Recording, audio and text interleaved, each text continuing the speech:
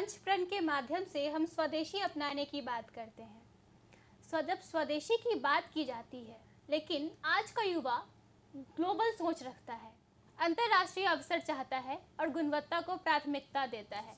ऐसे में क्या स्वदेशी को बढ़ावा देना उनकी आकांक्षाओं को सीमित करना नहीं होगा, या फिर स्वदेशी का अर्थ केवल स्थानीय उत्पाद खरीदना नहीं, बल्कि आर्थिक आत्मनिर्भरता, स्थानीय रोजगार और दीर्घकालिक संतुलन का व्यापक मॉडल है?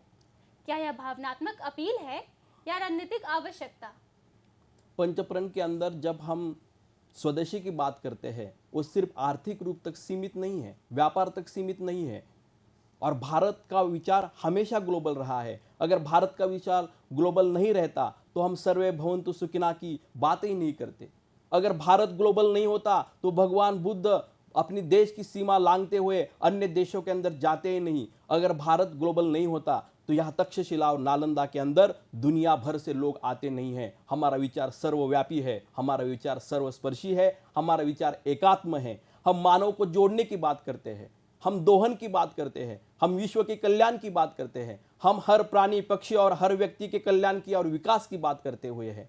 इसी कारण मैं स्व की बोध का बात जब पंचप्रण के अंदर करता हूँ, इसका अर्थ हम संकुचित विचार करने वाले नहीं हैं। हम ये कहना चाहते हैं, अपने आप को जानना चाहिए, आपको आप मानना चाहिए, अपने आप को परिचय करना चाहिए। जब तक हम अपने आप को नहीं जानेंगे, अपने पुरखों को नहीं जाएंगे, यहाँ के इतिहास को, यहाँ के दर्शन को, यहाँ के संस्कृति को, यहाँ के परंपरा को, यहाँ के महापुरुषों को जब तक हम जानेंगे नहीं, अपने जड़ से हम जुड़ेंगे नहीं, तब तक हम दुनिया को नहीं जान सकते। दूसरों को जानने के लिए हमें अपने आप को जानना आवश्यक होता है। और इसी कारण स्वदेशी का अर्थ स्वबोध है और स्वबोध का अर्थ है अपने आप को जानना। और जब हम अपने आप को जानेंगे तो अपने देश को जानेंगे, और अपने देश को जानेंगे तभी दुनिया को जान पाएंगे और दुनिया के लिए और देश के लिए कंट्रीब्यूट कर पाएंगे।